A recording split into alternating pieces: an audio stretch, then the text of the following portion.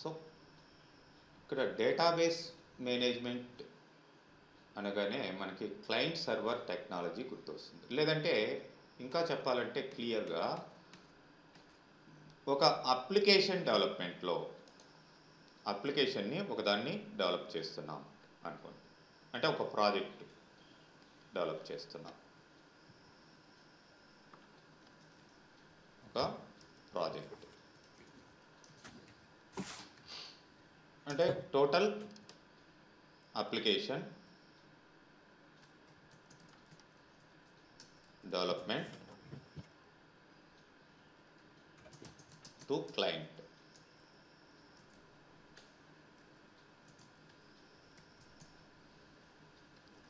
మరి ఈ client banker కావచ్చు, ఎవరైనా కావచ్చు. మనకి మన డెవలప్మెంట్ కంపెనీకి ఒక క్లయింట్ అనేవాడు వచ్చాడు. ఫర్ ఎగ్జాంపుల్ బ్యాంక్ అనుకుందాం, ఏదో లేదంటే ఏదో గవర్నమెంట్ ప్రాజెక్ట్ కావచ్చు, లేదంటే సమ్ అదర్ ఏదైనా ఉంటుంది.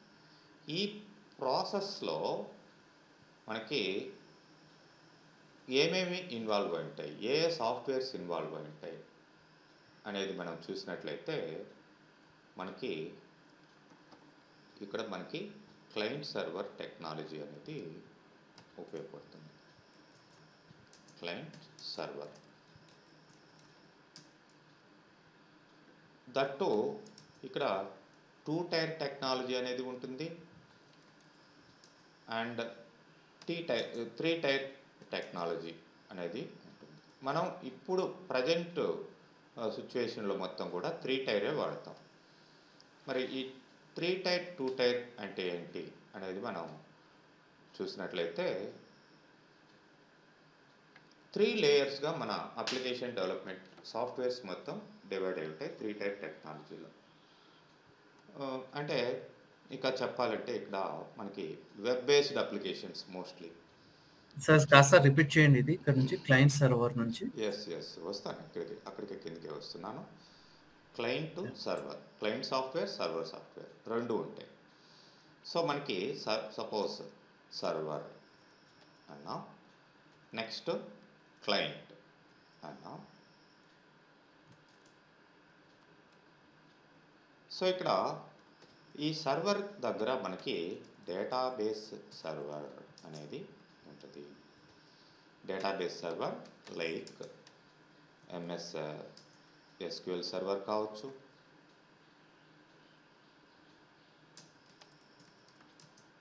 లేకపోతే ఆరకిల్ కావచ్చు, లేకపోతే సరే ఇది పైన ఒక క్వశ్చన్.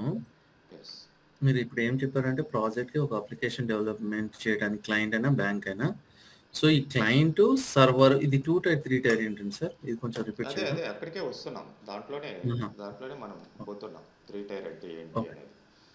సో ఇప్పుడు డేటాబేస్ సర్వర్, ఈ క్లయింట్ అంటే ఇక్కడ క్లయింట్ అంటే నథింగ్ బట్ ఎవరైతే ప్రాజెక్ట్ చేయించుకుంటున్నాడో వాడు.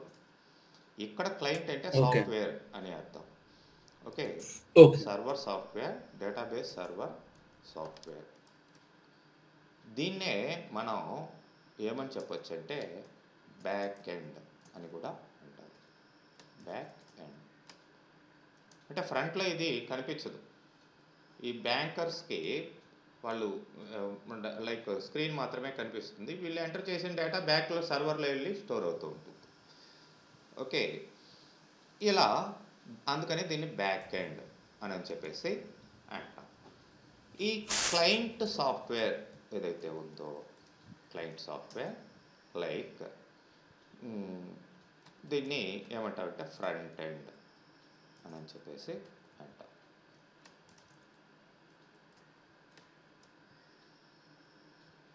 మరి ఈ ఫ్రంట్ ఎండ్ యాక్చువల్గా మీకు ముందర కనిపించే ఈ సాఫ్ట్వేర్స్ రకరకాలుగా ఉంటాయి బేస్డ్ ఆన్ అప్లికేషన్స్. ఇప్పుడు వెబ్ బేస్డ్ అప్లికేషన్ అనుకుందాం. మోస్ట్లీ ఇప్పుడు అన్నీ కూడా వెబ్ బేస్డ్ అప్లికేషన్సే వస్తున్నాయి, ఇంటర్నెట్ బేస్డ్ అప్లికేషన్స్.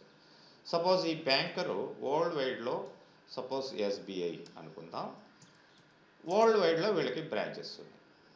ఈ ఎక్కడ ట్రాన్సాక్షన్స్ ఏం జరిగినా సరే సెంట్రలైజ్ అయిపోతుంది. ఎక్కడ తెలుస్తుంది? మెయిన్ సర్వర్లో వెళ్ళి డేటా స్టోర్ అవుతుంది బ్యాక్ ఎండ్లో. ఇక్కడ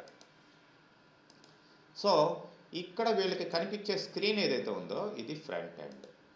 ఈ ఫ్రంట్ ఎండ్ స్క్రీన్లో మనకి ఎట్లా డెవలప్ చేస్తామంటే ఫ్రంట్ ఎండ్ మీకు కనిపించేదానికి like HTML and CSS and JavaScript. అంటే నేను ఇక్కడ చెప్పినట్టువే కాదు, జస్ట్ ఎగ్జాంపుల్ చెప్తున్నా ఈ సాఫ్ట్వేర్స్. ఇక్కడ ఎట్లయితే ఆప్షన్స్ తీసుకున్నామో ఇక్కడ కూడా మనం ఇట్లాంటి ఆప్షన్సే మోస్ట్లీ ఇవి యూజ్ చేస్తారు. జావాస్క్రిప్ట్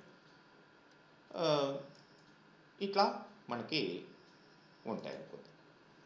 మరి ఈ మధ్యలో ఇంకొక లేయర్ ఉంటుంది, that is application server.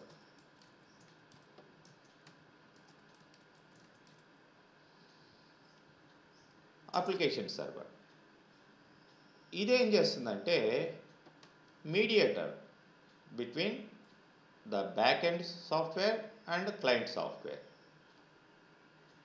So ఇది ఏమంటారు, మీడియేటర్ అని చెప్పేసుకో, mid software.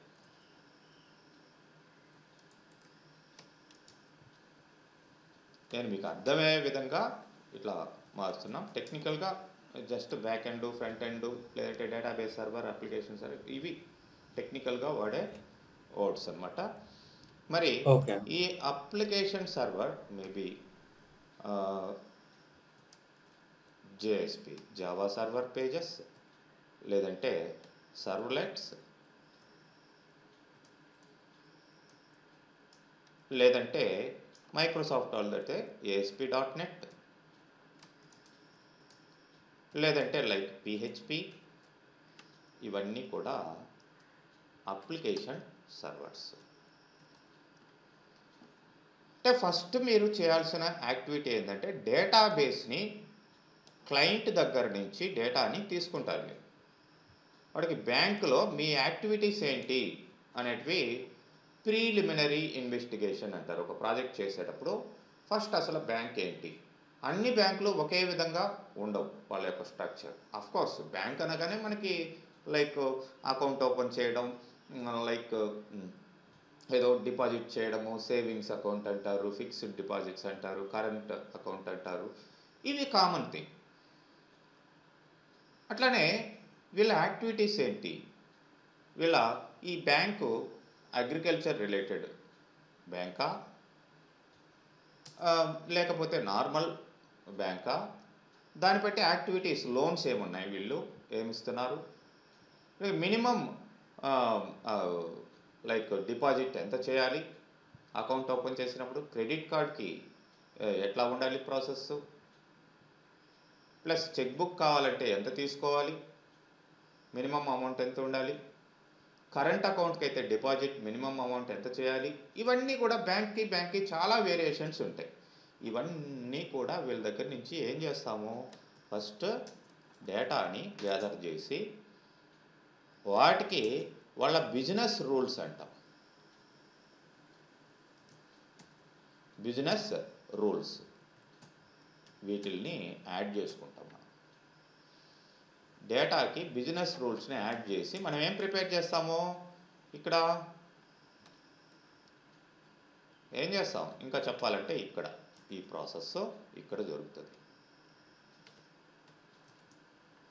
Business rules, డేటాబేస్ని prepare చేసుకుంటాం, collection of different tables, suppose accounts,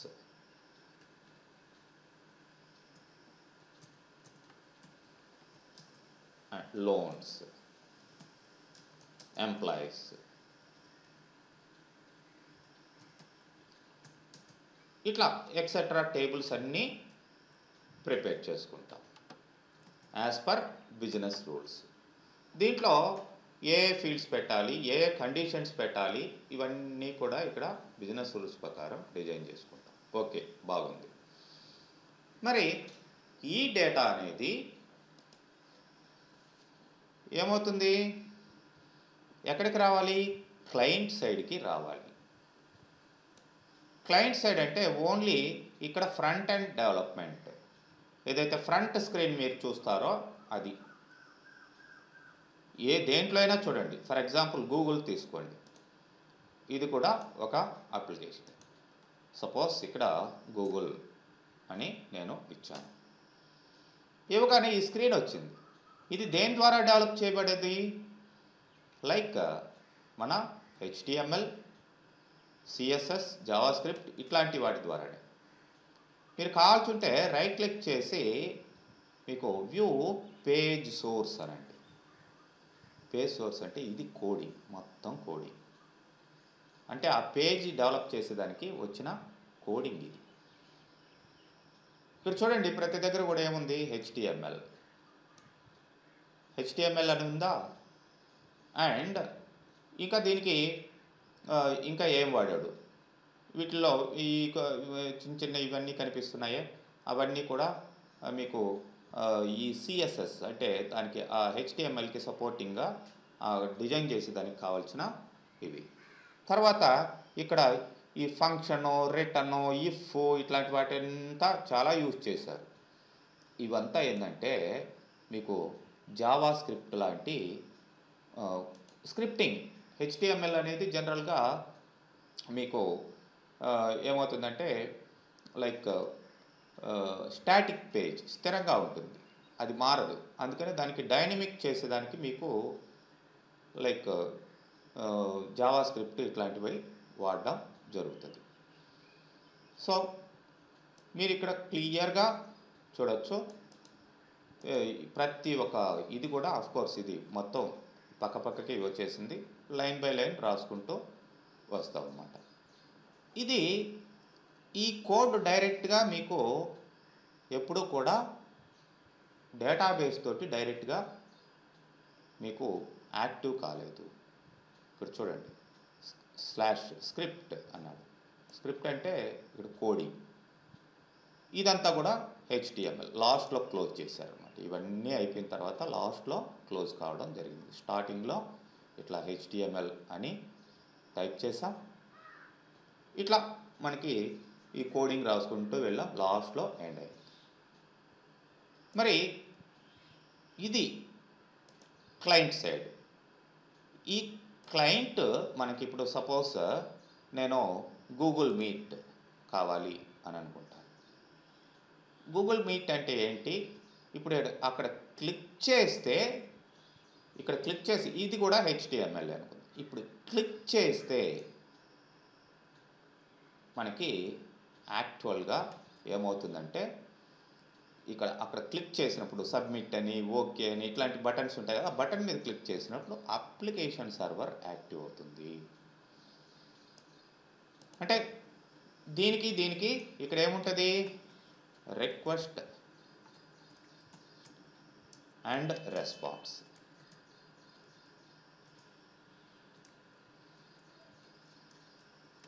request and response. And ఈ సర్వర్ దగ్గరికి ఈ రిక్వెస్ట్ అనేది వెళ్తుంది. సర్వర్ ఏం చేస్తుంది? మళ్ళీ డేటాబేస్ని మళ్ళీ రిక్వెస్ట్ రెస్పాన్స్. అంటే ఇక్కడ ఈ అప్లికేషన్ సర్వరు మళ్ళీ డేటాబేస్ని కాంటాక్ట్ అవుతుంది. వీడు అడిగిన డేటా ఇక్కడ ఏముంది అనేది తీసుకొని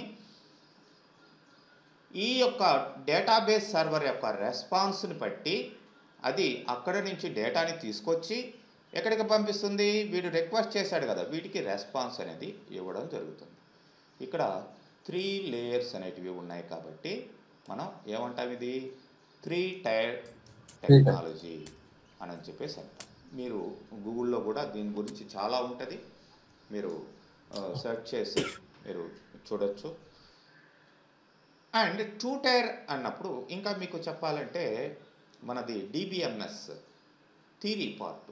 DBMS ప్లేలిస్ట్లోకి వెళ్ళండి, ఓన్లీ DBMS అని ఉంటుంది కోర్సు. దాంట్లో చూస్తే మీకు డేటాబేస్ యాక్చువల్గా బ్యాక్గ్రౌండ్లో ఎట్లా యూజ్ చేయాలి ఎవ్రీథింగ్, దాంట్లో థియరీ మొత్తం థియరీ పార్ట్ అనమాట. అక్కడ మీరు చూడొచ్చు ఇవన్నీ కూడా. 2 టైర్ అన్నప్పుడు ఇక్కడ అప్లికేషన్ సర్వరు, క్లయింటు మొత్తం ఒకటే, డేటాబేస్ ఉంటుంది. అంటే only front end, back end, ఇది మిక్సింగ్ అనమాట. ఈ రెండు కలిపే ఉంటాయి. థర్డ్ లేయర్ అనేది మిడిల్లో ఉండదు. అప్లికేషన్ సర్వర్ అనేది రెండు, అప్లికేషన్ సర్వర్ క్లయింట్ సాఫ్ట్వేర్ ఒకటే. క్లయింట్ సర్వర్, సర్వర్ అంటే ఇక్కడ డేటాబేస్, క్లయింట్ అంటే ఇక్కడ అప్లికేషన్ సాఫ్ట్వేర్ అని అర్థం. ఇవి ట్రెడిషనల్గా మనం వాడే suppose visual basic 6.0 old versions అన్నీ కూడా ఇట్లాంటివి ఫాలో అయ్యాయి. ఇప్పుడు అన్నీ కూడా వెబ్ బేస్డ్ అప్లికేషన్సే కాబట్టి మీకు ఈ 3 టైర్ టెక్నాలజీ అనేది యూజ్ చేయడం జరుగుతుంది. ఇప్పుడు మీకు టూ టైప్ ఎగ్జాంపుల్ ఏంటి sir? In your two type example in your wait in your context,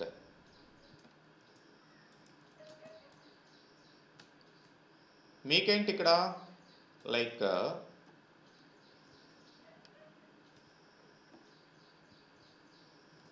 database server, ఇది వచ్చేసి సర్వరు అంటే డేటాబేస్ సర్వర్ ఇక్కడ ఏంటి MS SQL సర్వర్. మీకు క్లయింట్ లేదంటే దీన్ని వర్క్ స్టేషన్ అని కూడా అంటారు. Client or work station,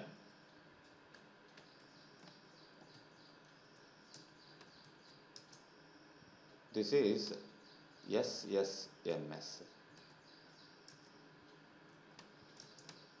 SQL server management studio.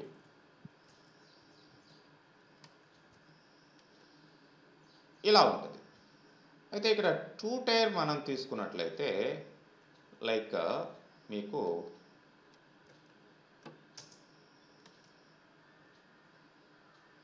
Client వచ్చేసి for example MS access, of course MS యాక్సెసే కాదు ఏదైనా తీసుకోవచ్చు, or Oracle or SQL server ఏదైనా కానీ.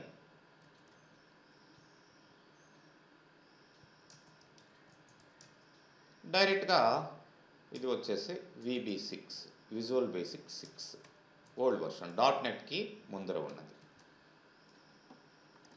ఇక్కడ మధ్యలో అంటే ఇక్కడ డేటా స్టోర్ అవుతుంది, ఇదే క్లయింటు ఇదే సర్వరు అన్నీ యాక్టివ్గా ఇదే ఉండిద్ది అనమాట. థర్డ్ లేయర్ అనేది ఉండదు.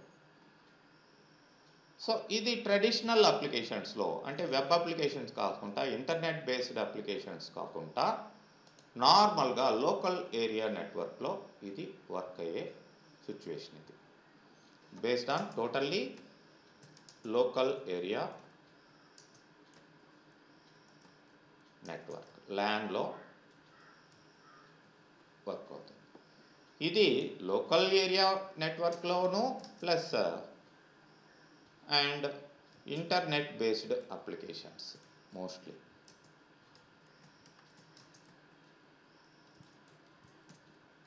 ఇంటర్నెట్ బేస్డ్ అప్లికేషన్స్లో ఇది ఉంటుంది. అండ్ మామూలుగా అయితే లోకల్ ఏరియా నెట్వర్క్లో కూడా మీరు ఈ 3 లేయర్స్ని మెయింటైన్ చేయాల్సిన అవసరం ఉంటుంది. And your part is right now only back end part. మరి ఇక్కడ ఈ డేటాబేస్ సర్వర్ మనకి ఉంది, సర్వర్ ఉంది. మరి ఆ సర్వర్ తోటి వర్క్ చేయాలంటే ఏదో ఒకటి ఉండాలి కదా. సో ఇక్కడ వర్క్ స్టేషన్గా మనకి వీడే SQL సర్వర్ ఇన్స్టాల్ చేసేటప్పుడే మనకి ఏమిస్తాడు, వర్క్ స్టేషన్ ఇది. అంటే మీరు ఇక్కడ గుర్తుపెట్టుకోవాలి, మీ కంపెనీలో SQL సర్వర్ ఒక్కచోటే ఇన్స్టాల్ అయి ఉంటుంది, ఒక కంప్యూటర్లోనే ఇన్స్టాల్ అయి ఉంటుంది. మిగతా అన్నీ కూడా ఏంటవి, వర్క్ స్టేషన్స్, క్లయింట్స్ అన్నమాట. ఒక 100 సిస్టమ్స్ ఉన్నాయనుకుందాం. ఈ 100 సిస్టమ్స్ లోకల్ ఏరియా నెట్వర్క్ ద్వారా ల్యాన్ ద్వారా ఏమవుతాయి, ల్యాన్ ద్వారా కనెక్ట్ చేయొచ్చు, ఆఫ్ కోర్స్ రిమోట్ ఏరియా నుంచి కూడా కనెక్ట్ చేసుకోవచ్చు. ఆ సర్వర్లో డేటా ఉంటుంది, data storage, management, everything, security, ఇవన్నీ ఇక్కడ మనం చేసే యాక్టివిటీస్ అన్నీ సర్వర్లోనే స్టోర్ అవుతాయి. మరి వర్క్ చేసే ఒక ఎన్విరాన్మెంట్ కావాలి కదా, దానికి ఇక్కడ మనం ఏ వాడుతున్నాం, SSMS, SQL server management studio అనేదాన్ని మనం వాడుతున్నాం. So through that first starting వచ్చే స్క్రీన్ ఎస్ఎస్ఎంఎస్ స్టార్ట్ చేయగానే మీకు సర్వర్ వెనకాల ఉంటుందండి, దాంట్లో ఏం కనిపించదు. దాంట్లో ఉండేది కనిపించాలంటే మీకు ఎస్ఎస్ఎంఎస్ కావాలి. అండ్ మీరు ఎస్ఎస్ఎంఎస్ ఒకటేనా అండి అంటే నో. మీరు కావాల్సింటే ఎస్ఎస్ఎంఎస్ అనేది మైక్రోసాఫ్ట్ వాడు ఆథరైజ్డ్గా ఇచ్చిన ఒక టూల్. దేన్ని యాక్సెస్ చేసేదానికి, సర్వర్ని కనెక్ట్ చేసుకునేదానికి. మీరు గూగుల్లోకి వెళ్ళి ఎస్ఎస్ఎంఎస్ ఆల్టర్నేటివ్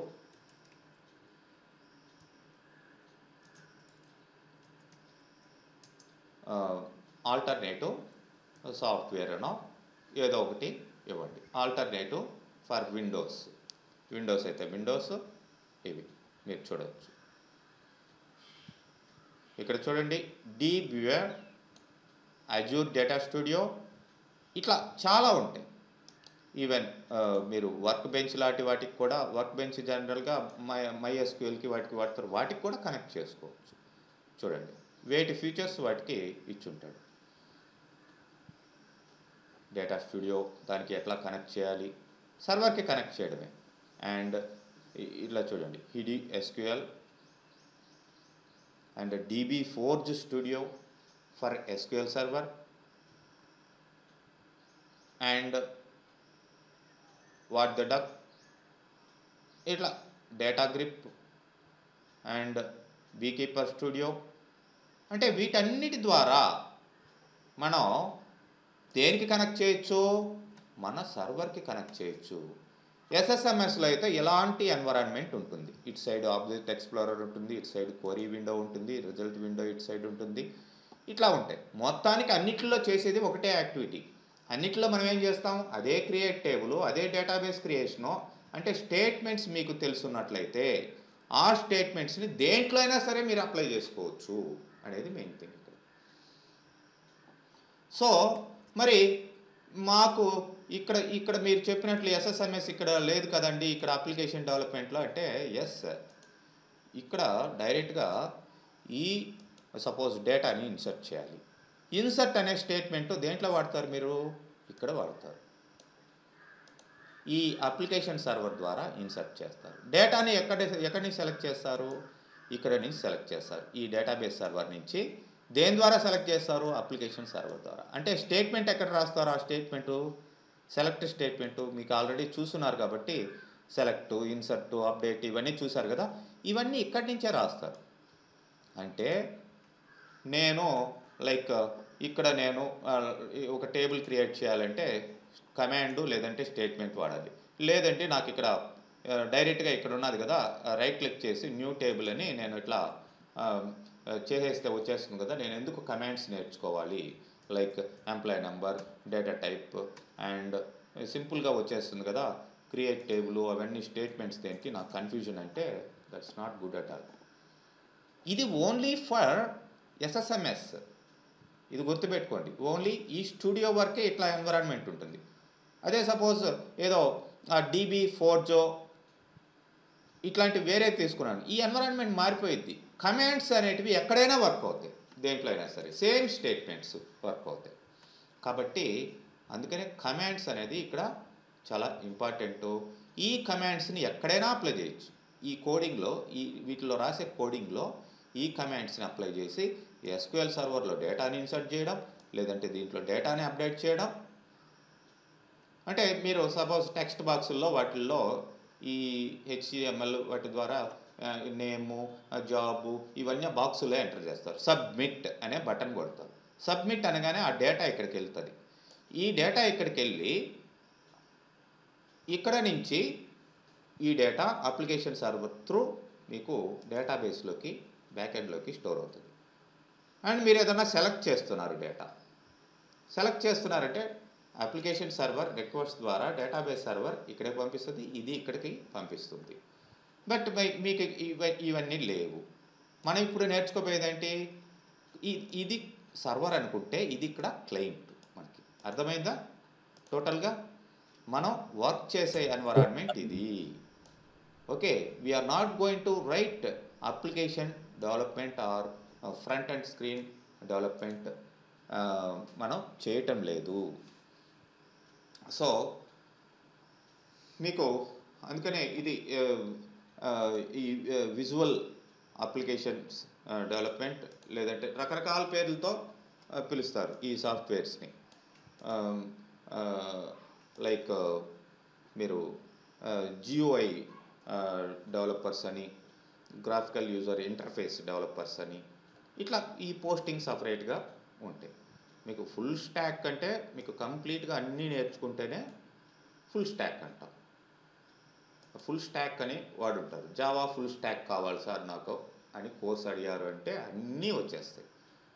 జావాకి రిలేటెడ్ మెయిన్గా డేటాబేస్ అరాకిల్ తీసుకుంటాం. ఓకే, జావాకి అరాకిల్కి సూటబుల్గా ఉంటుంది కాబట్టి, ప్లస్ ఈ జావా స్క్రిప్టింగ్ ఏదైతే ఉందో అది HTML ఇవన్నీ రాసి ఈ జావా ప్రోగ్రామింగ్ డెవలప్ చేస్తాం. అండ్ సర్వర్ నుంచి సర్వీసెస్ కావాలి కాబట్టి ఈ JSP సర్వ్లెట్స్ ఇట్లాంటి వాటిలన్నిటిని వాడి ఈ మూడిటిని యూజ్ చేసి కంప్లీట్ అప్లికేషన్ డెవలప్ చేయగలిగే విధంగా మీరు తయారవుతారు. అందుకనే ఫుల్ స్టాక్ డెవలపర్స్ అని చెప్పేసి అంటారు.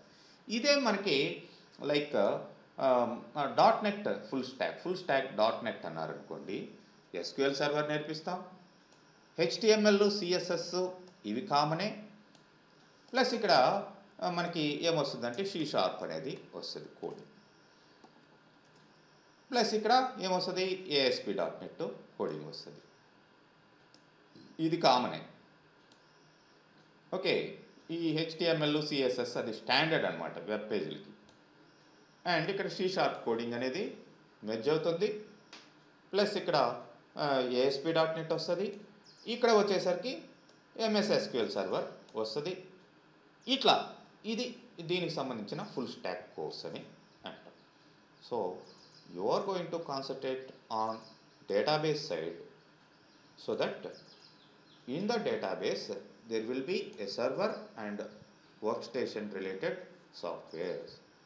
మరి ఇక్కడ సర్వర్స్ ఏమున్నాయి, వర్క్ స్టేషన్ రిలేటెడ్ సాఫ్ట్వేర్స్ ఏమున్నాయి, మళ్ళీ ఇది మెయిన్గా ఈ రెండింటితోటి మీరు వర్క్ చేస్తారు. అవన్నీ కూడా డిస్కస్ చేద్దాం. ఇది క్లయింట్ సర్వర్ ఇట్లా మనకి ఉంటుంది. సో అందుకని మనం ఇక్కడ జస్ట్ స్టార్టింగ్ రాగానే SSMSలోకి రాగానే ఫస్ట్ ఈ స్క్రీన్ వచ్చిందండి, కనెక్ట్ టు సర్వర్. మరి కనెక్ట్ టు సర్వర్ అన్నప్పుడు మీరు ఇక్కడ వర్క్ స్టేషను సర్వర్ అక్కడెక్కడ ఉండిద్ది, ఆ సర్వర్ పేరేంటి, మీ యూజర్ నేమ్ ఏంటి, ఇవన్నీ కూడా ఇక్కడ ఇచ్చి కనెక్ట్ అంటే అప్పుడు సర్వర్కి కనెక్ట్ అయితే అప్పుడు అక్కడ నుంచి ఆ కంప్యూటర్ నుంచి సర్వర్ కంప్యూటర్ నుంచి మీరు డేటా ఇక్కడికి యాక్సెస్ చేయగలుగుతారు. But in our context you are the server, you are the work station. కంపెనీలో రియల్ టైంలో అలా ఉండదు.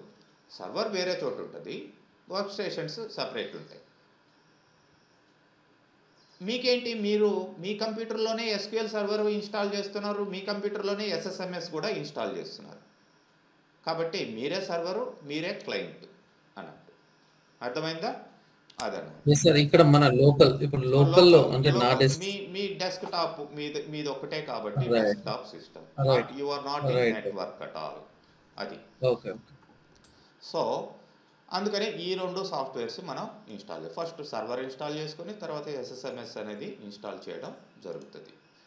ఓకే, ఇలా ఉండిద్ది అనమాట. సో దట్స్ వాట్ ఇక్కడ మీకు చెప్పింది అదే. ఇక్కడ కంప్యూటర్ నెట్వర్క్ ద్వారా డేటాబేస్ సర్వరు నెంబర్ ఆఫ్ క్లయింట్స్కి కనెక్ట్ అవుతాడు.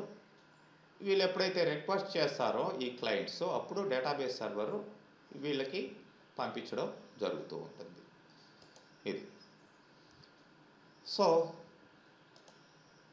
ఇక్కడ SQL సర్వర్ ఇంట్రడక్షన్ చూసినట్లయితే ఆల్రెడీ యునో ఇది మైక్రోసాఫ్ట్ వాళ్ళ ద్వారా డెవలప్ చేయబడింది. ఇది RDBMS లేదంటే ORDBMS అని కూడా ఆబ్జెక్ట్స్ ఇక్కడ డెవలప్ చేయొచ్చు. కాబట్టి ఆబ్జెక్ట్స్ ఎలా డెవలప్ చేయొచ్చు అనేది మన టాపిక్స్లో లాస్ట్లో వచ్చింది. And it is a platform dependent. ఎందుకంటే మైక్రోసాఫ్ట్ వాడు ఏ ప్రొడక్ట్ రిలీజ్ చేసినా ఆల్మోస్ట్ ప్లాట్ఫామ్ డిపెండెంట్గా ఇచ్చాడు. ఈవెన్ .NET ఆల్సో, ASP.NET కూడా ఇంతకు ముందర వర్షన్స్లో మీకు ప్లాట్ఫామ్ డిపెండెంట్, అంటే ఓన్లీ మైక్రోసాఫ్ట్ రిలేటెడ్ వాటి ద్వారానే వర్క్ అయ్యేది. జావా అట్లా కాదు. మళ్ళీ జావా మీకు ప్లాట్ఫామ్ ఇండిపెండెంట్. ప్లాట్ఫామ్ ఇండిపెండెంట్ అంటే మీకు జావాలో అంటే ఇక్కడ రాసిన అప్లికేషను వేరే దాంట్లో, అంటే మీరు మైక్రోసాఫ్ట్లో వర్క్ చేసుకోవచ్చు జావాతోటి, like Linux based applications develop చేయొచ్చు, లేదంటే ఇంకా వేరే లైక్ మ్యాషింటోస్, మ్యాక్, యాపిల్, ఇట్లా ప్లాట్ఫామ్ ఇండిపెండెంట్ అనమాట. ఎలాంటి సిస్టంలో అయినా సరే ఈ ప్రోగ్రామ్ యాక్టివ్ కాగలుగుతుంది. బట్ ఇక్కడ కూడా అలా ఇచ్చాడు, కానీ ఫుల్ ఫ్లెడ్జ్డ్గా అయితే ఇప్పుడు మార్చేయడం జరిగింది. ఫుల్గా జావాకి కాంపిటేటర్గా ఈజియెస్ట్ వేలో ఇప్పుడు .NETని మొత్తం మార్చేయడం జరిగింది. .NET కోర్ నుంచి మీకు ఇప్పుడు లేటెస్ట్ .NET కోర్ అని కూడా 5, 6, 7 ఇట్లా డెవలప్ అయి ఉన్నాయి. ఈ వర్షన్స్లో మీకు ప్లాట్ఫామ్ ఇండిపెండెంట్ అప్లికేషన్స్ దేంట్లో అయినా సరే వర్క్ అయ్యే విధంగా వీడు ఇవ్వడం జరిగింది. But our SQL server mostly platform dependent అనేది మీరు గుర్తుపెట్టుకోవాలి. మెయిన్గా వచ్చేసి మైక్రోసాఫ్ట్ రిలేటెడ్ ప్రొడక్ట్స్కే ఇది డెవలప్ చేయాలి. It is both GUI and command based software. GUIలోను మనం GUIలోనే వాడుతూ ఉన్నాం SQL సర్వర్. ఇప్పుడు లేటెస్ట్ వర్షన్స్ అంతా కూడా SSMS బేస్ మీదనే మనం వాడుతూ ఉన్నాం. సపోర్ట్ సీక్వెల్ని సపోర్ట్ చేయకపోతే అసలు అది RDBMS కాదు. ఓకే, అది నెక్స్ట్. ఇక్కడ డేటాబేస్ని క్రియేట్ చేయడం, మెయింటైన్ చేయడం, ఇవన్నీ డేటాబేస్ క్రియేట్ చేయడం, మెయింటైన్ చేయడం అంటే దీంట్లో ఉండే ఆబ్జెక్ట్స్ని, డేటాబేస్ ఆబ్జెక్ట్స్ అన్నిటిని మెయింటైన్ చేయడం అని కూడా అర్థం. దాంతోపాటు ఈ SQL సర్వర్లో SSAS analysis tools and reporting tools, SSRS, SQL server reporting services, integration services, ఈ 3 కూడా అడిషనల్గా దీంట్లో ఇవ్వడం జరిగింది. SSAS, SSRS, SSIS దేనికదే. SSIS ఏం చేస్తుంది? రకరకాల డేటాని ఎట్లా తీసుకొచ్చి అది ట్రాన్స్ఫార్మ్ చేయాలి, దాన్ని మార్చాలి. ఇక్కడ ఒక క్వశ్చన్ సార్, చెప్పండి. ఈ SSAS, SSRS, SSIS ఈ 3 సర్వీసెస్లో మనం SQL సర్వర్ మేనేజ్మెంట్ స్టూడియో ద్వారా మనం యూజ్ చేయవచ్చు. అడిషనల్గా మామూలుగా ఇన్స్టాల్ చేసినప్పుడు మీకు ఇవి రావు. అడిషనల్గా మీరు ఆప్షన్ సెలెక్ట్ చేసుకొని ఇన్స్టాలేషన్ ప్రొసీజర్ నేను చూపిస్తాను. మేనేజ్మెంట్ స్టూడియో ఇన్స్టాల్ చేసుకొని SSIS డిఫరెంట్, ఇది డిఫరెంట్, అది డిఫరెంట్. సర్వర్ ఇన్స్టాలేషన్లోనే ఇవి వస్తాయి అన్నమాట, ఏవి కావాలి అనేది నేను చూపిస్తాను. సో ఈ అప్లికేషన్ డిఫరెంట్, ఆ అప్లికేషన్ డిఫరెంట్, SSIS అది డిఫరెంట్. దీని సర్వీసెస్ డిఫరెంట్, దీని సర్వీసెస్ డిఫరెన్స్ ఉంటుంది. అది నేను చూపిస్తాను మీకు ఆ టాపిక్స్ వచ్చినప్పుడు. ఇప్పుడు ఏం కన్ఫ్యూజ్ కావద్దు, అవి పక్కన పెట్టండి. ఈ రిపోర్టింగ్ సర్వీసెస్ మీకు పవర్ BI ఉంది. Power BI one of the reporting services ఇస్తుంది. అండ్ అక్కడ ETL ప్రాసెస్ కూడా అక్కడ జరుగుతుంది. ఎక్స్ట్రాక్టింగ్, ట్రాన్స్ఫార్మింగ్, లోడింగ్, అనాలిసిస్ కూడా చేయొచ్చు. అనాలిసిస్ అంటే డేటాని అనలైజ్ చేయడం, అంటే ఇక్కడ డేటాని మ్యానిపులేట్ చేయడం, ఎవ్రీథింగ్ ఇక్కడ జరుగుతుంది. అందుకని ఈ 3 టూల్స్ కూడా ఇచ్చాడు. బట్ పవర్ BI ఏంటంటే కంఫర్ట్గా ఉంటుంది. చెప్పాలంటే ఈ ఎస్ఎస్ఆర్ఎస్ ఎస్ఎస్ఐఎస్ ఈ సాస్ కంటే కూడా అది కంఫర్ట్గా ఉంటుంది విజువల్ ఎన్విరాన్మెంట్. బట్ లార్జ్ డేటాబేస్ని మెయింటైన్ చేయాలంటే వీటినే వాడతారు. Power BI is not suitable to the large kind of database maintenance. అది అట్లాంటప్పుడు ఇవే తీసుకోవడం జరుగుతుంది. జనరల్ కంపెనీస్ అంతా కూడా కంఫర్ట్గా ఉంటుంది, నేర్చుకునే వాళ్ళకి కూడా ఈజీగా ఉంటుంది అనేసి దాన్నే పవర్ బిఐకి ఎక్కువ మంది వెళ్తారు. బట్ ఇవి ఇన్డెప్త్గా ఉంటాయి అన్నమాట. ఓకే, మొత్తానికి ఇవన్నీ కూడా ఈ సర్వర్ యాక్టివిటీస్లో ఈ అడిషనల్ సర్వీసెస్ అన్నమాట. మామూలు సర్వర్ యాక్టివిటీస్ కంటే ఇవి అడిషనల్ సర్వీసెస్గా మనకి రావడం జరుగుతుంది. నెక్స్ట్ ఇక్కడ చూడండి ఎస్క్యూఎల్ సర్వర్ కాంపోనెంట్స్. మరి ఎస్క్యూఎల్ సర్వర్లో ఏ కాంపోనెంట్స్ మనకి ఉంటాయి? ఇక్కడ work station components, server components. మనకి వర్క్ స్టేషన్లో వర్క్ చేసేదానికి అంటే client side or installed every device SQL server operates the machine. ప్రతి కంప్యూటర్లో కూడా ఇవి ఇన్స్టాల్ అయి ఉంటాయి. But server components are installed in centralize server. ఒకచోటే ఇన్స్టాల్ అయి ఉంటాయి. గుర్తుపెట్టుకోవాలి, దీనికి దానికి డిఫరెన్స్. మీకు ఇన్స్టాలేషన్లో కూడా work station components, server components సపరేట్గా వస్తాయి. దీంట్లో కూడా మనకి by default server SQL server అనేది అంటే ఇంజన్ డీబీ ఇంజన్. ఇది కాస్త రిపీట్ చేయరా? Work station component DB engine అనేది ఇక్కడ ఫస్ట్ ఇన్స్టాల్ అవుతుంది. ఇది సర్వర్ సైడు ఉండే కాంపోనెంట్స్లో మెయిన్ పార్ట్ డీబీ ఇంజన్. ఒక కంప్యూటర్లోనే ఇది ఉంటుంది టోటల్ నెట్వర్క్లో. వర్క్ స్టేషన్ కాంపోనెంట్స్ అలా కాదు, రిమైనింగ్ కంప్యూటర్స్ ఏవైతే ఉన్నాయో సర్వర్తో పాటు రిమైనింగ్ కంప్యూటర్స్ అన్నిటిలో కూడా ఈ వర్క్ స్టేషన్ కాంపోనెంట్స్ అనేటివి ఇన్స్టాల్ అవుతాయి అనేది ఇక్కడ మెయిన్ థింగ్. ఇవి ఏం చేస్తాయి? ఈ వర్క్ స్టేషన్ కాంపోనెంట్స్ మెయిన్గా మనం ఎస్ఎస్ఎంఎస్ అండ్ ఇవన్నిటిని కూడా ఈ ప్రొఫైలరు, బిట్స్, ఎస్ఎస్సిఎం, ఎస్ఎస్క్యూఎం ఇవన్నీ కూడా అడిషనల్ కాంపోనెంట్స్. వీటితోటి పెద్ద మనం యూజ్ చేయము. మెయిన్గా మనం ఎస్ఎస్ఎంఎస్నే వాడతాం. వీటితోటి దేన్ని కాంటాక్ట్ చేస్తాము? సర్వర్ని కాంటాక్ట్ చేయడం జరుగుతుంది. సర్వర్ని కాంటాక్ట్ అయినప్పుడు ఇవి యాక్టివ్ అయ్యి వీటికి సర్వీసెస్ ఇవ్వడం జరుగుతుంది. సో సర్వర్ కాంపోనెంట్స్ ఒకచోటే ఇన్స్టాల్ చేస్తాము. వర్క్ స్టేషన్ కాంపోనెంట్స్ అన్ని కంప్యూటర్లో ఇన్స్టాల్ చేస్తాము. ఎందుకంటే ఇవి క్లయింట్ సైడు, ఇది సర్వర్ సైడు. ఇవి క్లయింట్స్, ఇవి సర్వర్సు. డేటాని సర్వ్ చేసేది ఇవి, డేటాని రిసీవ్ చేసుకునేది ఇవి. మీకు అందుకనే ఇక్కడ మనకి సర్వర్ కాంపోనెంట్స్లో మెయిన్ తీసుకుంటే ఎస్క్యూఎల్ సర్వరు, అడిషనల్ సర్వీసెస్ మీకు డేటాబేస్ అడ్మినిస్ట్రేషన్లో వస్తుంది. ఎస్క్యూఎల్ సర్వర్ ఏజెంట్ అనేది మెయిన్ థింగ్ డేటాబేస్ అడ్మినిస్ట్రేషన్లో. ఈ ఏజెంట్ ఏం చేస్తుంది? ఎస్క్యూఎల్ సర్వర్ యాక్టివిటీస్ మొత్తం బ్యాకప్ తీసుకోవడము, రికవరీ చేయడము, లైక్ మీకు అది పీరియాడికల్గా ఎప్పుడెప్పుడు చేయాలి ఏంటి అందరికీ మెసేజెస్ ఇవ్వడము, మెయిల్స్ పంపించడము, అండ్ ఏవైతే సర్వర్ ఫెయిల్యూర్ అయితే ఎట్లా రికవరీ చేసుకోవాలి అనే దానికి రకరకాల హై అవైలబిలిటీ సిస్టమ్స్ ఉంటాయి.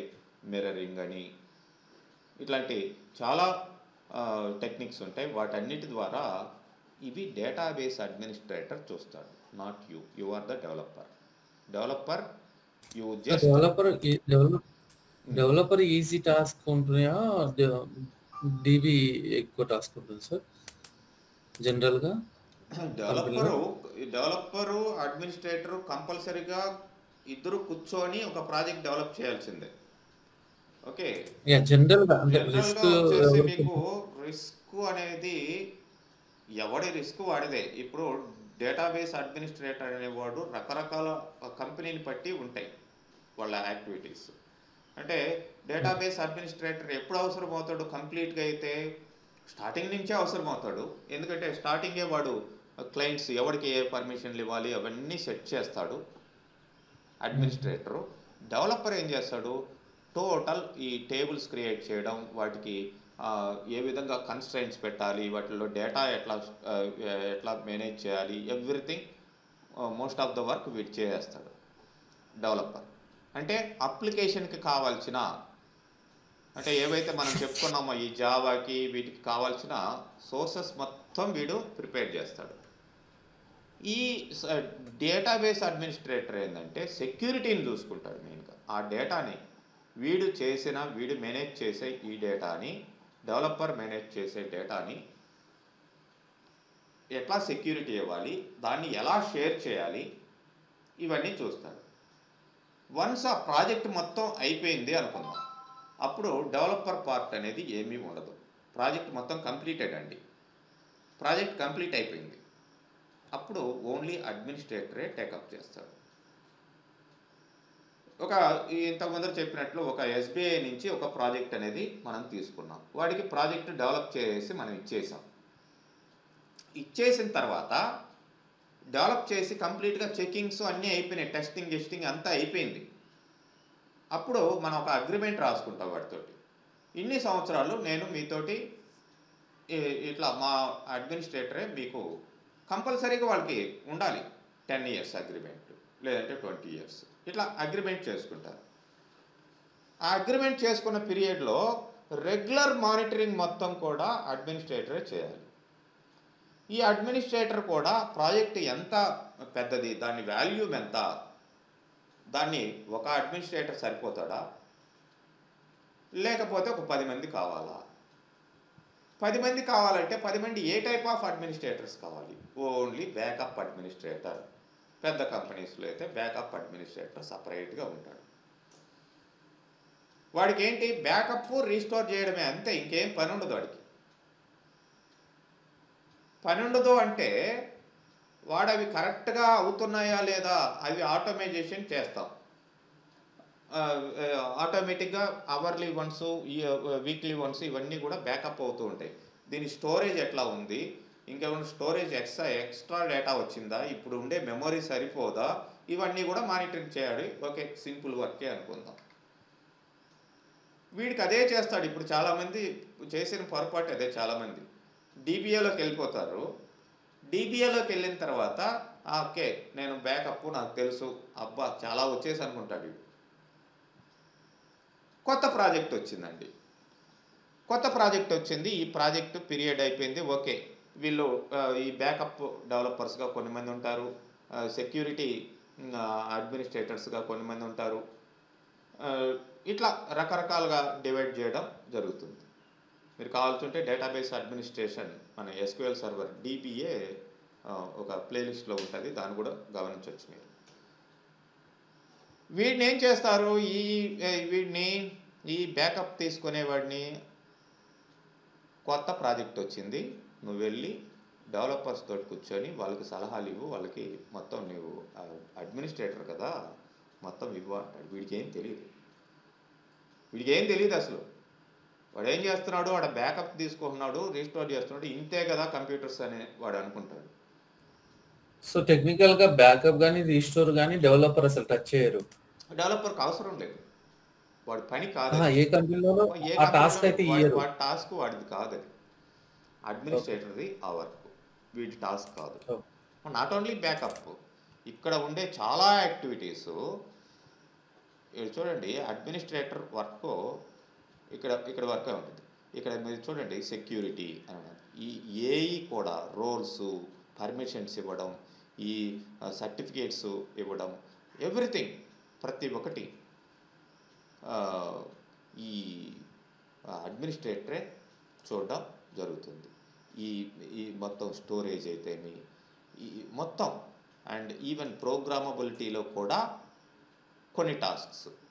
ఇక్కడ సపోజ్ ట్రిగర్స్ రాయడం, ట్రిగర్స్ ఆఫ్ కోర్స్ డెవలపర్ చేస్తాడు, బట్ వాటికి ఎప్పుడు ఎట్లా యాక్టివ్ చేయాలి, ఇవన్నీ డెప్త్గా ఉండే ఇవన్నీ కూడా చాలా వరకు మనకి అడ్మినిస్ట్రేటర్ వర్క్ కింద వస్తాయి. దేనికి దానికి సపరేట్ అడ్మినిస్ట్రేటర్ ఉంటాడు. లేదంటే ప్రాజెక్ట్ చిన్నది అనుకోండి, సపోజ్ ఇక్కడ ఉండే ఈ సెక్యూరిటీ అంటే డేటాబేస్ లెవెల్ సెక్యూరిటీ వేరు, సర్వర్ లెవెల్ సెక్యూరిటీ వేరు, సర్వర్ ఆబ్జెక్ట్స్ అనేటివి ఉంటాయి. ఇవన్నీ ఈ ఈ ఈ పార్ట్ అంతా కూడా అండ్ హై అవైలబిలిటీ ఇవన్నీ కూడా ఎస్క్యూఎల్ సర్వర్ ఏజెంటు. అండ్ చూడండి ఇంటిగ్రేషన్ సర్వీస్ కేటలాగ్స్, మేనేజ్మెంటు, ఇవన్నీ కంపల్సరీగా ఈ డేటాబేస్ అడ్మినిస్ట్రేటర్ చూడాల్సిందే. ఈ డెవలపర్ ఏం చేస్తాడు, డేటాబేస్ని క్రియేట్ చేస్తాడు, టేబుల్స్, వ్యూస్ వీటిలన్నింటిని మేనేజ్ చేసి ఎట్లా వాటికి కరెక్ట్గా ఈ కన్స్ట్రైంట్స్ ఇవన్నీ పెట్టాలి, డేటా టైప్స్ ఎలా ఇవ్వాలి, ఇవన్నీ కూడా వీడు చూస్తాడు అంతే. వ్యూస్, సినానిమ్స్, ప్రోగ్రామబిలిటీలో కొంత పార్ట్, ప్రొసీజర్స్ రాయడం, ఫంక్షన్స్ రాయడం, ఈ ట్రిగర్స్, సీక్వెన్సెస్, వీటి వరకు వీడి పార్ట్ మెయిన్గా ఉండుద్ది. ఓకే, సో అంటే ఒక పార్టే కాకుండా మీరు ఒక సబ్జెక్ట్ తీసుకున్నప్పుడు దాని మీద నాకు ఓకే ఎస్ఎస్ఎంఎస్ నాకు వచ్చు అనుకోకుండా మీరు అడ్మినిస్ట్రేటర్ సైడ్ కూడా కాస్త టచ్లో ఉంటే బెటరు అని చెప్తున్నా. అదేవిధంగా డేటాబేస్ అడ్మినిస్ట్రేటర్స్ ఎవరైతే ఉన్నారో వాళ్ళు కూడా డెవలప్మెంట్ సైడ్ కూడా టచ్ ఉంటే మీకు ఎక్కువ ప్రిఫరెన్స్ ఉండిద్దాడ. మీరు మీ ప్రాజెక్ట్ మీ టీంలో మిమ్మల్ని అందరూ ఫాలో అవుతారు ఆటోమేటిక్గా. You will get more confidence అన్నట్టు. అదేం పెద్ద విషయం కాదు. ఇప్పుడు నా వీడియోసే ఉన్నాయి database administrations, SQL server admin సంబంధించిన వీడియోస్ కొన్ని ఉన్నాయి, ఇంకా కూడా కొన్ని పెట్టాలి. వాటిని ఫాలో కావచ్చు. లేకపోతే మనం పెన్ డ్రైవ్ సర్వీస్ అనేది ఒకటి ఇస్తున్నాం. పెన్ డ్రైవ్ సర్వీస్ ద్వారా కూడా పెన్ డ్రైవ్ సర్వీస్లో అయితే ఇప్పుడు వీడియోస్ అయితే అక్కడ ప్లేలిస్ట్లో వీడియోస్ ఉంటాయి, వాటికి సంబంధించిన కోడింగ్ అంతా అక్కడ ఉండదు. బట్ పెన్ డ్రైవ్లో నేను ఆల్మోస్ట్ అన్నీ ఇస్తున్నాను. నాకు అది ఎట్లా ఇస్తారు సార్, ఎప్పుడు ఇస్తారు? అది పెన్ డ్రైవ్ వచ్చేసి నేను పెడతాను, మళ్ళీ వీడియో పెడతాను, రేపు పెడతాను, రేపు అడగండి, రేపు పెడతాను ఎట్లా అనేది నేను చెప్తాను, దానికి సంబంధించిన వీడియో. సో అట్లా ఎప్పుడు కూడా ఇంతే మనకి ఇది చాలులే అనుకుంటే కరెక్ట్ కాదు. సాఫ్ట్వేర్ ఫీల్డ్లో మాత్రం you have to extend your knowledge, అది మెయిన్గా గుర్తుపెట్టుకోవాలి. సో ఇవన్నీ కూడా సర్వర్ కాంపోనెంట్స్, ఇవి వర్క్ స్టేషన్ కాంపోనెంట్స్, ఈ రెండింటిని మనం మేనేజ్ చేసుకోవాలి. అండ్ ఇన్స్టాన్స్ ఆఫ్ సర్వర్, ఇది మెయిన్గా గుర్తుపెట్టుకోవాలి. ఇన్స్టాన్స్ అంటే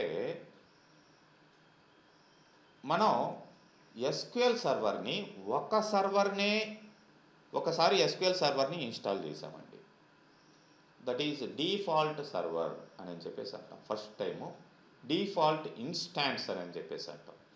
మీరు ఇన్స్టాల్ చేసేటప్పుడు కూడా మీకు ఉంటుంది, లైక్ నేను చూపిస్తాను ఇప్పుడే. ఇన్స్టాలేషన్లోకి వెళ్ళిన తర్వాత ఫర్ ఎగ్జాంపుల్ మీరు ఫస్ట్ ఇక్కడ ఈ డెవలపర్ అనేది తీసుకుంటారు. మీరు ఫస్ట్ అయితే డౌన్లోడ్ చేసుకుంటారు, ఐ మీన్ ఈ మైక్రోసాఫ్ట్ సైట్లోకి వెళ్తారు, జస్ట్ డౌన్లోడ్ ఎస్క్యూఎల్ సర్వర్ అనండి. ఈ వర్షన్ కూడా ఇవ్వద్దు, మనకి లేటెస్ట్ వర్షన్స్ ఉన్నాయి. అఫ్కోర్స్ 2019 అయినా పర్లేదు, నేను వాడేది ఇప్పుడు 2019, పెద్ద వేరియంట్స్ ఏమీ ఉండదు, అప్గ్రేడ్ చేసుకోవచ్చు, నాట్ ఏ ప్రాబ్లం. దీంట్లో మీరు ఈ సైట్లోకి వెళ్ళిన తర్వాత ఈ ఆప్షన్స్ వస్తాయి. దీంట్లో డెవలపర్ తీసుకోండి. డెవలపర్ తీసుకుంటే ఇది ఒక ఫుల్ ఫ్లెడ్జ్డ్ వర్షన్, దీంట్లో అన్ని వర్క్స్ మీరు చేసుకోవచ్చు. అదే ఎక్స్ప్రెస్ వర్షన్ అనుకోండి, ఇది మీకు సమ్ లిమిటేషన్స్ ఉంటాయి. లిమిటేషన్స్ అంటే దీంట్లో అడ్మినిస్ట్రేషన్కి సంబంధించిన ఈ ఎస్క్యూఎల్ సర్వర్ ఏజెంటు అవి ఇవి చెప్పాను కదా, అవేవి ఉండవు. మోస్ట్ ఆఫ్ ద ఫ్యూచర్స్ దీంట్లోనే వర్క్ అవుతాయి.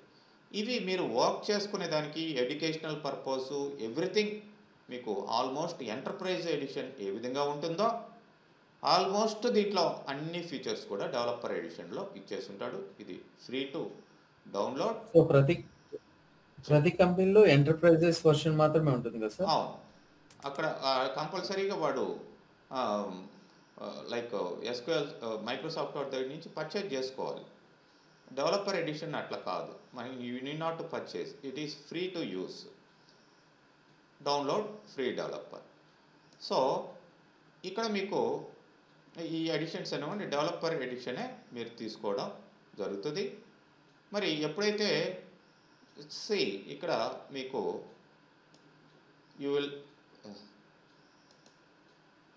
you will see that Express Edition is the best choice for developers hobbies and building client applications. It is a very quick install, but you can't expand it if you want to go to SSRS, SSAS, SSIS. అంటే వీటికి అడిషనల్గా తీసుకోవాలి అనుకుంటే మీకు express edition కుదరదు. ఈ services అన్నీ దాంట్లో రావు అడిషనల్గా కావాలి అనుకుంటే. అందుకనే మీరు developer edition, it features all the future functionality of enterprise edition. Almost అన్ని ఫీచర్స్ ఉంటాయి డెవలపర్ ఎడిషన్లో, అదనమాట. సో మీరు ఈ డౌన్లోడ్ మీడియా అన్నప్పుడు ఈ ఈఎక్సీ ఫైల్ని డౌన్లోడ్ చేసుకోండి. డౌన్లోడ్ చేసుకున్న తర్వాత మీకు ఇక్కడ ఆ అప్లికేషన్ని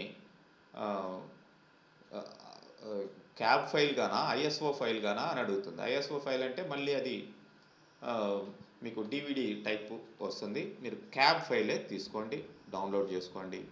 క్యాబ్ సిస్టమ్, క్యాబిన్ ఫైల్స్ ఈజీగా మీకు ఇన్స్టాల్ అయిపోతాయి ఎటువంటి ఇది లేకుండా. ఆ తర్వాత మీరు ఆ క్యాబ్ ఫైల్లో మీకు ఈ ఎస్క్యూఎల్ సర్వర్ ఈ అప్లికేషన్ అనేది ఉంటుంది. So download open folder open చేసిన తర్వాత మీకు దాన్ని ఎక్స్ట్రాక్ట్ చేసుకోండి. రైట్ క్లిక్ చేస్తే మీకు ఎక్స్ట్రాక్ట్ అని వస్తుంది. ఎక్స్ట్రాక్ట్ చేసుకుంటే దాంట్లో సెటప్ ఫైలు ఉండిద్ది. సెటప్ ఫైల్ని మీరు ఓపెన్ చేయాలి. సెటప్ ఫైల్ని ఓపెన్ చేయగానే మీకు ఇన్స్టాల్ అని వచ్చింది. మరి ఇన్స్టాల్ మీరు సెలెక్ట్ చేసుకోగానే మీకు నెక్స్ట్ వచ్చే స్క్రీన్ వచ్చేసి ఇక్కడ చూడండి, new server and stand alone installation or add features to existing installation. Stand alone installation అంటే మీ సిస్టంలో మీ వరకు మాత్రమే, this is not enterprise version, మీ సిస్టంలో మాత్రమే ఇన్స్టాల్ చేసుకుంటున్నారు అని అర్థం. ఆల్రెడీ ఇన్స్టాల్ అయ్యింటే యాడ్ ఫీచర్స్, సపోజ్ ఎస్ఎస్ఆర్ఎస్ లేదు, ఎస్ఎస్ఐఎస్ లేదు, ఇట్లాంటివి మళ్ళీ ఎక్స్ట్రాగా మీరు ఇన్స్టాల్ చేసుకోవచ్చు అని అర్థం. సో ఫస్ట్ మీరు ఇది సెలెక్ట్ చేసుకుంటారు. ఆ తర్వాత మీకు ఈ చెకింగు ఇవన్నీ అడుగుతాయి. ఓకే, అవి చెక్ చేయండి, ఏ ప్రాబ్లం లేదు. ఆ తర్వాత ఇది ఒక వార్నింగ్ అనేది వస్తుంది, firewall warning, that is not a problem, go to next. ఇక్కడ రౌండ్ అప్ చేస్తున్నది రెడ్ మార్క్ తోటి, అట్లానే మూవ్ కండి. And specify free edition, developer edition అని తీసుకుంటాం. ప్రొడక్ట్కి ఏదన్నా అడిగితే ఏమీ ఇవ్వాల్సిన అవసరం లేదు. నెక్స్ట్ ఇక్కడ మెయిన్ థింగ్, మధ్యలో అజ్యూర్ అనే ఆప్షన్ అడుగుతుందండి. అజ్యూర్ని స్కిప్ చేయండి, అంటే అది క్లౌడ్ బేస్ మీద వెళ్తుంది. మళ్ళీ మీకు అజ్యూర్ సెలెక్ట్ చేస్తే ఏమవుతుందంటే మీ డీటెయిల్స్, మీరు ఏ కంపెనీలో పనిచేస్తున్నారు, మీ కంపెనీ నేమ్ ఏంటి, లేదంటే ఏ స్కూల్ ఏంటి, స్కూల్ నేమ్ ఏంటి, మీ డీటెయిల్స్, మీ రిజిస్ట్రేషన్, ఇవన్నీ అడుగుతుంది. అజ్యూర్ అనేది ఆప్షన్ వస్తే, ఈ లేటెస్ట్ వర్షన్స్లో అజ్యూర్ అనే ఆప్షన్ ఇచ్చున్నాడు, దాన్ని సెలెక్ట్ చేసుకోవద్దు.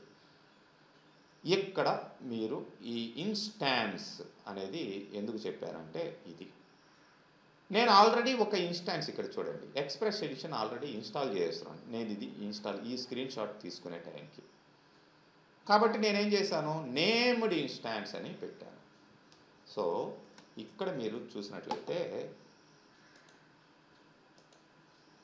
ఇది డిఫాల్ట్ ఇన్స్టాన్స్, ఇది డెస్క్టాప్ ఇట్లా పేరు వచ్చింది కదా, ఇది డిఫాల్ట్. అంటే ఫస్ట్ టైం మనం ఇన్స్టాల్ చేసినప్పుడు ఏమొస్తుంది, డిఫాల్ట్ ఇన్స్టాన్స్ అనేది రావడం జరుగుతుంది. దానికి మీరు పేరు పెట్టాల్సిన అవసరం లేదు, జస్ట్ నెక్స్ట్ అని ఇచ్చేయచ్చు. రెండోసారి ఇన్స్టాల్ చేస్తుంటే, అంటే ఆల్రెడీ ఒక సర్వర్ ఇన్స్టాల్ చేస్తున్నారు, ఇట్లా మీరు ఎన్ని సర్వర్స్ అయినా సరే ఇక్కడ చెప్పిన దాని ప్రకారం మీరు 16 to 50 సర్వర్స్, ఇప్పుడైతే 50+ సర్వర్స్ కూడా మీరు ఇన్స్టాల్ చేసుకోవచ్చు. అంటే 50 టైమ్స్ మీరు ఇన్స్టాల్ చేసుకునే అవకాశం ఉంటుంది ఎస్క్యూఎల్ సర్వర్ని. ఒక్కొక్క దానికి ఒక్కొక్క పేరు పెడతారు. సో నేను ఇక్కడ చూడండి ఎన్నిసార్లు ఇన్స్టాల్ చేస్తున్నానో, లైక్ అంటే ఇది అడ్మినిస్ట్రేషన్ చేసేటప్పుడు ఇట్లా అవసరం అవుతాయి. చూడండి ఎడుసాఫ్ట్ 2 అని 3 అని 3 టైమ్స్, అంటే కోర్స్ ఇవి ఎక్స్పైర్ అయిపోయాయి అనుకోండి. ఇది డిఫాల్ట్ ఇన్స్టాన్స్. తర్వాత ఇది నేను పేరు పెట్టుకున్నాను. డిఫాల్ట్ ఇన్స్టాన్స్కి మీరు పేరు పెట్టరు, అదే పేరు పెట్టుకోండి. డెవలపర్ ఈ సర్వర్లు వాళ్ళే ఇస్తారు కదా జాయిన్ అయినప్పుడు నేను ఇస్తారు, వాళ్ళ దగ్గరే ఉంటుంది. బట్ ఇది తెలుసుకోవాలి, ఇది ఏంటి అనేది తెలుసుకోవాలి మీరు. సర్వరు ఇది డిఫాల్ట్ ఇన్స్టాన్స్, ఇది ఏ సర్వరు, ఇది నేను 2వ సర్వర్ 3వ సర్వర్ 3 సార్లు ఇన్స్టాల్ చేశాను SQL సర్వర్. నేను దేనికి కాల్చుంటే దానికి కనెక్ట్ చేసుకోవచ్చు, దాని పాస్వర్డ్, దాని లాగిన్ ఇవన్నీ ఇచ్చి. ఓకే, నేను ఇప్పుడు డిఫాల్ట్ ఇన్స్టాన్స్లో ఉన్నాను. ఒకసారి ఆల్రెడీ ఇన్స్టాల్ చేసి ఉంటే మీరు ఇంకొక నేమ్ పెట్టి, ఇప్పుడు నేమ్డ్ ఇన్స్టాన్స్ అని నేను బోన్గా నేమ్ పెట్టుకుంటాను. దాని తర్వాత నెక్స్ట్ అనండి. రిమైనింగ్ ప్రాసెస్ ఇక్కడ ఏం కావాలి, SQL సర్వర్ ఏజెంట్ కావాలా, ఇంజను, బ్రౌజరు. ఓకే, ఇది ఎట్లానే ఉంచేసేయండి, don't make any changes, next అనండి. ఆ తర్వాత మీకు అథెంటికేషన్ మోడ్ అని వస్తుంది. అథెంటికేషన్, ఆథరైజేషన్ 2 చెప్పుకున్నాను మీకు. అథెంటికేషన్ అంటే మీరు సర్వర్ లోపలికి లాగిన్ అయ్యేటప్పుడు ఎలా లాగిన్ అవుతారు. నేనైతే ఇక్కడ like database engine Windows authentication అని ఇచ్చాను. విండోస్ అథెంటికేషన్ అంటే ఇక్కడ విండోస్ మీరు లాగిన్ అవుతున్నారు కదా, విండోస్ 10 11 వాటి ద్వారా, అప్పుడు యూజర్ నేమ్ పాస్వర్డ్ ఇస్తారు కదా. విండోస్ అనేది ఏంటి, మైక్రోసాఫ్ట్ వాడిది. SQL సర్వర్ ఏంటి, మైక్రోసాఫ్ట్ వాడిది. ఆ అథెంటికేషన్ని తీసుకొని, ఆ యూజర్ నేము, ఆ పాస్వర్డ్ని తీసుకొనే కనెక్ట్ కమ్మని అర్థం. అలా కాకుండా SQL సర్వర్లో సపరేట్గా ఇచ్చుంటే SQL సర్వర్ అథెంటికేషను, దీనికి యూజర్ నేము, పాస్వర్డ్ సపరేట్గా ఇస్తారు మీకు. ఓకే, ఆ యూజర్ నేమ్, పాస్వర్డ్ వాడి మీరు కనెక్ట్ కావాలి సర్వర్కి, అది గుర్తుపెట్టుకోండి. నేను ఇక్కడైతే విండోస్ అథెంటికేషన్ అనే ఇవ్వడం జరిగింది. ఓకే సార్, మోస్ట్లీ మనం ఆఫీస్ వర్క్ డెవలపర్ జాయిన్ అయినప్పుడు SQL సర్వర్ అథెంటికేషన్ తోనే జాయిన్ అవుతాం కదా. మనం స్పెసిఫిక్ గా యూజర్ నేమ్, పాస్వర్డ్ ఏంటంటే లాగిన్ కి అథెంటికేషన్ మామూలుగా మిక్స్డ్ మోడ్లో కూడా ఉండింది. మిక్స్డ్ మోడ్ అంటే 2, విండోస్ అయితే ఉండదు. విండోస్ ఇండివిజువల్, లోకల్ మీకు SQL సర్వర్ అథెంటికేషన్ ఉండింది. Okay, user name, login, password, ఆ సర్వరు అక్కడ ఎట్లా పెట్టున్నారో ఆ ప్రెమిసెస్లో వాళ్ళు అడిగితే చెప్తారు లాగిన్ ఏంటండి అని అడిగితే. ఓకే, యూజర్ నేమ్, పాస్వర్డ్, మీకు లాగిన్. అండ్ విండోస్ అథెంటికేషన్ అయితే యాడ్ కరెంట్ యూజర్, ప్రజెంట్ మీ యూజర్ ఏంటి అనేది యాడ్ చేసుకోవాలి. Add current user. నెక్స్ట్ అంటే విండోస్ యూజర్ ఏంటి అనేది. ఆ తర్వాత ఇక ఇన్స్టాలేషన్ స్టార్ట్ అయింది. ఇన్స్టాలేషన్ స్టార్ట్ అయిన తర్వాత ప్రాసెస్ జరుగుతుంది. ప్రాసెస్ అయిన తర్వాత ఇక్కడ చూడండి, డేటాబేస్ ఇంజన్ సర్వీసెస్ సక్సీడెడ్. మెయిన్గా డేటాబేస్ ఇంజన్ అనేదే సర్వర్కి హార్ట్ అనమాట, అది అయిపోతుంది. ఆ తర్వాత మీరు SSMS అంటే SQL సర్వర్ ఇన్స్టాల్ అయిపోయింది, అది బ్యాకెండ్లో, మరి వర్క్ చేయాలి కదా, మీరు దానికి కనెక్ట్ చేసుకోవాలి కదా. ఇది SSMS అనేది ప్రతి స్టేషన్లోనూ ఇదే మీకు SSMSతోనే స్టార్ట్ అవుతుంది. సర్వర్ ఎక్కడ ఉన్నా సరే SSMS అనగానే మీకు సర్వర్కి కనెక్ట్ అయ్యేదానికి ఇక్కడ వస్తుంది అన్నమాట. సో ఇది డౌన్లోడ్ చేయండి. SSMS ఎప్పటికప్పుడు కొత్త వర్షన్స్ అన్నీ వచ్చేస్తూ ఉంటాయి. 19 అని 20 అని ఇట్లా ఏదైతే అది కొత్తది ఉంటే SSMS SQL సర్వర్ డౌన్లోడ్ అంటే వస్తుంది. కొత్తది ఏదో ఉంటే అది డౌన్లోడ్ చేసుకోండి. ఓకే, అండ్ డౌన్లోడ్, అండ్ ఇక్కడ ఇట్లా వచ్చిన తర్వాత మీరు ఇన్స్టాల్, ఆ ఫైల్ మీద క్లిక్ చేస్తే ఇన్స్టాలేషన్ రావడం జరుగుతుంది. కాస్త ప్రాసెస్ అనేది అవుతుంది, ఆటోమేటిక్గా ఇన్స్టాల్ అయిపోతుంది. దీంట్లో పెద్ద సెటప్ కూడా ఏమీ ఉండదు. డైరెక్ట్గా మీరు SSMS అని ఇక్కడ సెర్చ్ బార్లో క్లిక్ చేస్తే మీరు ఇంతకు ముందర ఇన్స్టాల్ చేసిన సర్వర్కి ఆ పేరుతోటి ఇక్కడ SSMS దానికి కనెక్ట్ అయ్యి అక్కడి నుంచి డేటాని యాక్సెస్ చేయగలుగుతుంది. సో ఫస్ట్ ఆ సర్వర్ అనేది మనము జస్ట్ ఫ్రీనే కదా సార్, ఫ్రీగానే ఫస్ట్ అంటే మనకు ఫ్రీగానే ఇచ్చారా అంతే, మైక్రోసాఫ్ట్ డెవలపర్ వర్షన్ ఫ్రీగానే ఇస్తాడు. అదే ఎంటర్ప్రైజ్ డెవలపర్ వర్షన్ లో మనకు ఫ్రీగా ఇస్తారు. ఫ్రీగా ఇస్తాడు. ఓకే, అది డెవలపర్ కానీ ఎక్స్ప్రెస్ కానీ ఇవన్నీ ఫ్రీగానే వస్తాయి. ఎక్స్పైర్డ్ ఉంటుందా సార్ దీనికి? లేదు లేదు, 1 మంత్ అట్లా? అది ఎంటర్ప్రైజ్ వర్షన్లో ఎవల్యూషన్ వర్షన్ ఇస్తాడు, అది కూడా చెప్తాను. దాంట్లో ఇన్ని నెలలు అని ఉండిద్ది. ఎవల్యూషన్ వర్షన్ అని ఉంటే ఎక్స్పైర్ అయిపోయింది అని అర్థం. ఈ డెవలపర్ వర్షన్ ఏమీ ఎక్స్పైర్ కాదు. సో ఇట్లా మీరు డేటాబేస్కి కనెక్ట్ చేసి మీరు డేటాబేస్ ఇంజిన్ని మీరు యాక్సెస్ చేయడం, ఎస్ఎస్ఎంఎస్లో వర్క్ చేయడం, ఇవన్నీ కూడా జరుగుతాయి. సో ఇప్పుడు మన పార్ట్ ఏంటి, ఎక్కడ ఉన్నాము, ఇక్కడ మనకి ఇన్స్టాన్సెస్. ఈ ఇన్స్టాన్సెస్ అనేటివి మనం నంబర్ ఆఫ్ ఇన్స్టాన్సెస్ మనం క్రియేట్ చేసుకోవచ్చు. అంటే ఎన్ని సర్వర్లైనా అదే ఇక్కడ ఉంది. 2 types of instances. Default, first time మనం చేసేది డిఫాల్ట్. నేమ్డ్ ఇన్స్టాన్సెస్ అంటే మిగతావన్నీ కూడా named instances. Only 1 default instance will be support on SQL Server. Multiple named instances support in SQL Server. Default instance will take the server name as an instance name. So adi default server instance name general ga MS SQL Server itla undiddi. 16 instances will be supported up to 2000 version. దాని తర్వాత 50 instances, ఆ తర్వాత version బట్టి మనకి ఎప్పుడైనా సరే update చేసుకుంటూ పోతూ ఉంటాయి. అడ్వాంటేజెస్ ఆఫ్ ఇన్స్టాన్స్ అంటే ఒక నథింగ్ సర్వర్ అన్నట్టేగా, సర్వరే అంతే, ఒక సర్వర్. ఓకే, అంటే సపోజ్ ఒక నెగిటివ్ ఉంది, ఆ కాపీ నుంచి ఎన్ని కాపీలైనా తీసుకోవచ్చు కదా. అంటే ఒక సాఫ్ట్వేర్ ఉంది, ఆ సాఫ్ట్వేర్ని ఎన్నిసార్లైనా ఇన్స్టాల్ సేమ్ అన్నిటికీ కూడా అదే వస్తుంది, అన్ని ఫీచర్స్ అన్నిటికీ ఉంటాయి, అది అన్నట్టు. To install different versions on one machine. ఇంతకుముందరే నేను చెప్పాను, నేను ఎక్స్ప్రెస్ వర్షన్ని ఇన్స్టాల్ చేస్తున్నాను, డెవలపర్ వర్షన్ని ఇన్స్టాల్ చేశాను. ఇంకా కావాల్సింటే వేరే వర్షన్ కూడా సర్వర్గా ఇన్స్టాల్ చేసుకోవచ్చు. ఏది ఎప్పుడు కావాల్సింటే దాన్ని కనెక్ట్ చేసుకోవచ్చు, లేదంటే సేమ్ వర్షన్ని కూడా నెంబర్ ఆఫ్ టైమ్స్ ఇన్స్టాల్ చేసుకోవచ్చు. Maintain production, development, test environment separately. Production environment అంటే రన్నింగ్లో ఉండే సర్వర్ ఒకటి. ఒక ప్రాజెక్ట్ ఇచ్చాడు, ఫస్ట్ ఇవి చేయండి సార్, మాకు ప్రాజెక్ట్ రన్నింగ్లోకి రావాలి, తర్వాత మీరు మిగతా డెవలప్ చేసుకుందరు అంటాడు. ఒక 6 months పీరియడ్, 1 year పీరియడ్ ఇచ్చాడు. ఈ మాడ్యూల్స్ నాకు ఇంపార్టెంట్ అండి. ఫస్ట్ అకౌంట్ హోల్డర్స్ కావాలి, ఆ తర్వాత ఈ లోన్స్కి సంబంధించినవి కావాలి, ట్రాన్సాక్షన్స్ కావాలి, ఇవి మాకు మెయిన్ ప్రయారిటీ.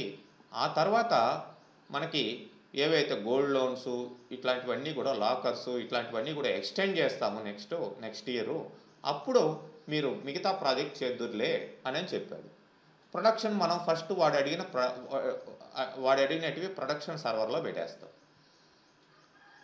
ప్లస్ డెవలప్మెంట్ సర్వర్లో, ఆ ప్రొడక్షన్ సర్వర్లో ఉన్నటివి ప్లస్ అడిషనల్గా ఇంకా యాక్టివిటీస్ మనం డెవలప్ చేసుకుంటూ ఉంటాం. డెవలప్మెంట్ చేసిన తర్వాత ఆ లోన్స్, ఆ గోల్డ్ లోన్స్ లేదంటే లాకర్స్ ఇట్లాంటివన్నీ చేసిన తర్వాత మళ్ళీ టెస్టింగ్కి పంపిస్తాం. ఇది ఎట్లానే ఉంటుంది డెవలప్మెంట్, ఈ సర్వర్ ఎట్లానే ఉంటుంది, టెస్టింగ్కి పంపిస్తాం. అక్కడ టెస్టర్స్ టెస్ట్ చేస్తూ ఉంటారు, ఈ డేటాబేస్ కరెక్ట్ ఉందా, ఇన్పుట్స్ ఎలా ఉన్నాయి, అవుట్పుట్స్ ఎలా ఉన్నాయి, వాళ్ళు ఇచ్చిన కండిషన్స్ మీట్ అవుతున్నాయా, ఇవన్నీ టెస్టింగ్. సో అట్లా ఒకే సర్వర్లో మెయింటైన్ చేసామనుకోండి, అది ఏమవుతుంది, సర్వర్ స్లో అయిపోతుంది, ప్లస్ ఏదైనా డేటా డ్యామేజ్ అవుతుంది, అట్లా అన్నమాట. To reduce temporary database problems, separate security privileges to maintain stand by server. ఇట్లా మనకి ఈ ఇన్స్టాన్సెస్ అనేవి కూడా డిఫరెంట్ సర్వర్స్ని మనం మెయింటైన్ చేసి చేసుకునేదానికి ఉంటాయి. మీరు చూడండి, వర్షన్స్, ఎడిషన్స్, రకరకాల ఎడిషన్స్ మనకి రిలీజ్ చేస్తాడు. ఎంటర్ప్రైజ్ అంటాడు, స్టాండర్డ్ అంటాడు, వర్క్ గ్రూప్ ఎడిషన్ అంటాడు.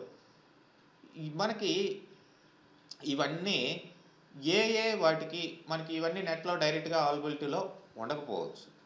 బట్ డైరెక్ట్గా కాంటాక్ట్ అయితే ఇట్లా కావాలంటే మాకు అని చెప్తే ఓకే, దానికి తగ్గట్టుగా మనకి సపోజ్ ఓన్లీ మొబైల్ అప్లికేషన్ మాకు డెవలప్ చేస్తున్న కాంపాక్ట్ ఇదిగా కావాలి అనుకున్నప్పుడు దానికి సంబంధించిన సాఫ్ట్వేర్ని వాళ్ళు ప్రొవైడ్ చేయగలుగుతారు. ఇట్లా ఉంటాయి డిఫరెంట్ వర్షన్స్. ఎంటర్ప్రైజ్ ఎవల్యూషన్ లేదంటే మేము ఎస్క్యూఎల్ సర్వర్నే మేము మెయింటైన్ చేయాలనుకుంటున్నాం, బట్ మాకు ఫస్ట్ మా ప్రాజెక్ట్ని డెవలప్ చేసేటప్పుడు ఎవల్యూషన్ వర్షన్ తీసుకుంటాం, తర్వాత పర్చేజ్ చేస్తామండి అని చెప్తే ఓకే, ఎవల్యూషన్ 6 months వరకు వర్క్ అవుతుంది. ఆ తర్వాత you can go to enterprise original version. ఇట్లా ఉంటుంది ఇదేం అన్నమాట. సార్ బిజినెస్ ఇంటెలిజెన్స్ అంటే? అది బిఐ సర్వీస్ అండి. Business intelligence edition include all features in standard edition and advanced BI features. Power view అంటాడు, పవర్ పివట్ అంటాడు. బిజినెస్ ఇంటెలిజెన్స్కి సంబంధించినట్టు అంటే ఏవైతే పవర్ బిఐలో ఉన్నాయో అట్లాంటి ఫీచర్స్ని, ఇట్లాంటి పివోట్ అనాలిసిస్ చేసేదానికి, వ్యూ చేసేదానికి వాటిని BI services, business intelligence services అని చెప్పేసి అంటాం. వాటిల్ని అడిషనల్గా ఇచ్చుంటాడు అనమాట. Advanced always on availability groups and other online operations అన్నాడు. ఇవన్నీ కూడా హై అవైలబిలిటీ సర్వీసెస్ అంటారు. అంటే డేటా అని ఎప్పుడు కూడా డేటా సర్వర్ డౌన్ కాకుండా ఉండే ఫీచర్స్. అవి మామూలు దీంట్లో కూడా మనకి డెవలపర్ ఎడిషన్లో కూడా ఉంటాయి, ఎంటర్ప్రైజ్ ఎడిషన్లో కూడా ఉంటాయి. సో ఇది ఇన్స్టాలేషన్ సంబంధించింది. ఓకే, ఇప్పుడు మనకేంటంటే